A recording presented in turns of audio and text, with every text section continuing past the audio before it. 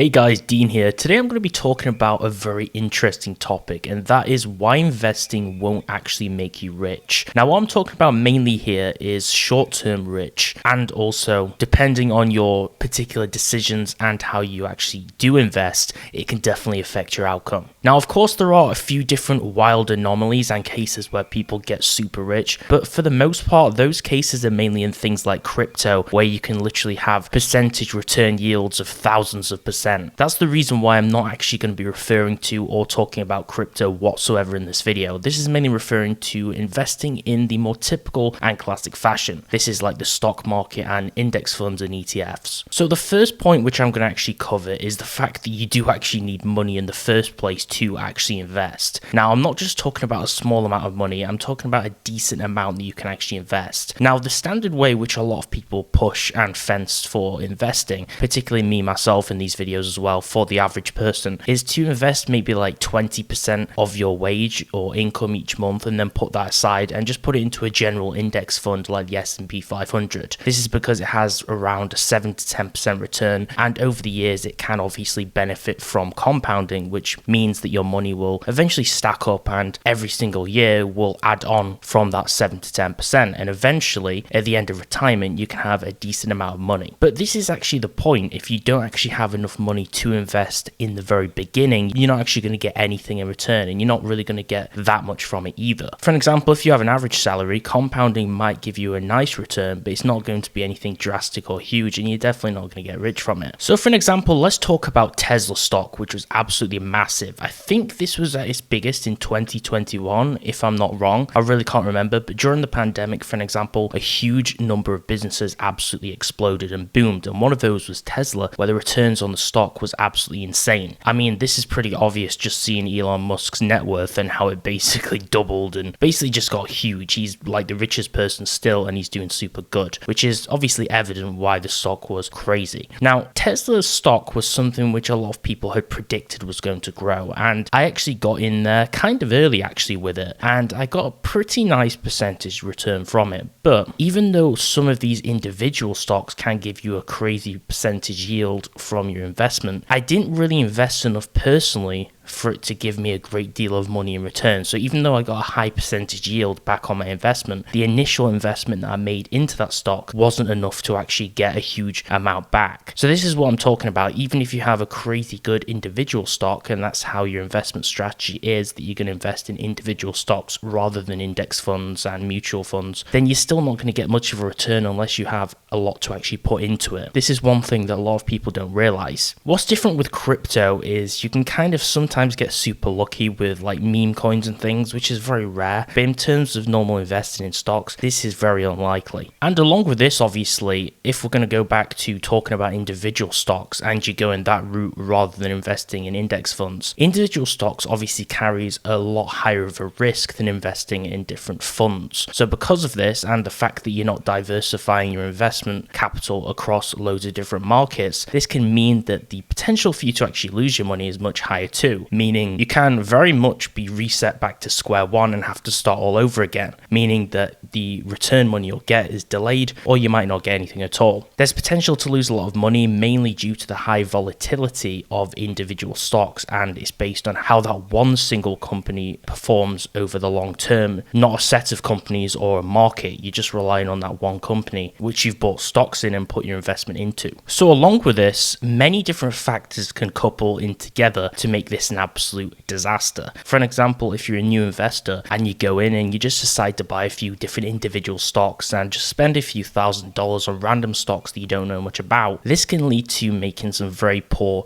investment decisions. You need to do your research, especially when you're dealing with individual stocks. This is why I'm never really buying individual stocks. I've done it a few times. For an example, I bought Activision Blizzard stocks, I bought Tesla stocks, UK companies like Cineworld, and I think I even bought a vaccine stock, although I can't really remember. I don't think I actually ended up doing that. But I don't really have the individual time to research every single individual stock. So I choose not to actually invest in them because I know I could lose a lot of money by doing so. Now, there are a lot of great channels on YouTube that kind of recommend which stocks are best to invest in each month, but most of these are based off personal opinion and future projections, which aren't actually solid, and you could definitely still lose money. You're going off other people's recommendations. And if you don't know if they're actually researching the stocks properly or they know what they're talking about, you could also lose money by taking other people's advice blindly too, even if they're a big channel and they seem very reputable. The next thing is also brokerage costs. So this is something which factors in too. Now, brokerage costs is usually charges which incur every time you invest into a stock or make some kind of trade. So on a lot of platforms, you will have to pay some kind of percentage or a small fee for every single stock you buy or sell and every trade that you make on their brokerage firm's platform. So a lot of these will have transactional costs on every single one of these transactions. But if you get a cheap broker or an account which is a little bit more fair and a little bit easier for the smaller guy, like the one that I'm using, then this can actually save these brokerage costs, which do obviously eventually add up to you losing quite a bit of money through this, especially if you're actively trading quite a lot. Now, the one that I personally recommend is actually FreeTrade. FreeTrade is a really good platform because you can basically set up a really simple ISA account, which is the UK alternative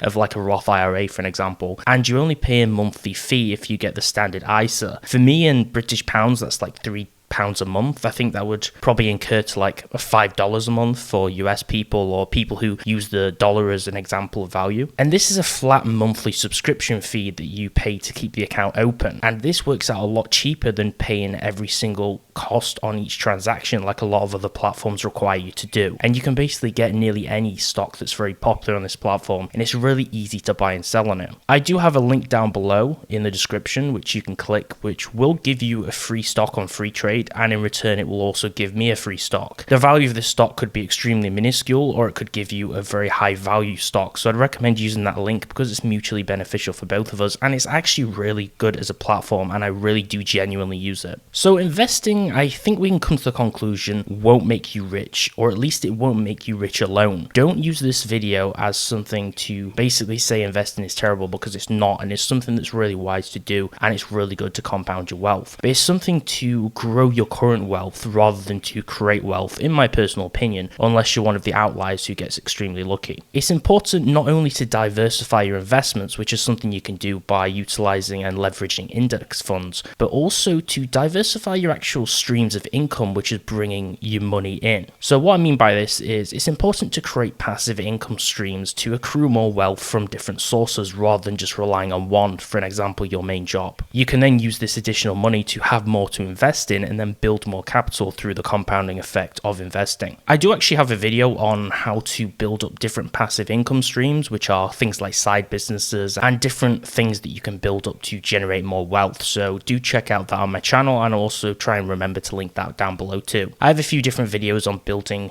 businesses at home and side passive income streams, which will be useful for this purpose. So investing, it can build long-term wealth, especially if you're going in the index fund direction with an average person's salary, for an example. But it's never really a get-rich-quick scheme, which is something which people need to understand and lower their expectations, but also realize it does have huge potential. It can help you retire rich, but it needs real capital to actually build short-term wealth. And this video is mainly talking about short-term wealth and getting rich quicker than waiting like 50 years until you retire, because most people, they just don't want to do that. So to conclude my point and close off the video, I'm going to talk about the S&P 500. So let's retouch on that annual rate of return figure we mentioned at the start of the video, which is around 7 to 10%. So if you invest in this and get a 7 to 10% rate of return every single year, for an example, which is something you might not be getting right now because the stock market has kind of crashed as a result of the post-pandemic effects and the lack of government stimulus and a few different effects wearing off, which we're not going to cover right now. But let's just say the typical environment is 7 to 10%, which has been for many years. This is great for early investors to compound and then eventually hope to retire as a millionaire when they're like 60 or 65. But it won't make you rich quick, and it definitely won't make you crazy rich. And if this is the sole method that you're focusing on to build wealth, This video is just to tell you that you need to build up those passive income streams and different ways to build the money and leverage investing as a side project to compound that other wealth that you've already built. That's what investing is for. It's not as a sole thing to build money. And this is why I also don't recommend things like day trading, where people try and do it 24/7 as a job, because it takes up a crazy amount of time and it's very hard to actually do investing as your sole source of income. And I wouldn't really rely on it if I was you. So that's just my personal opinions on why investing won't make you rich, and more particularly short-term rich. It's really good as a side thing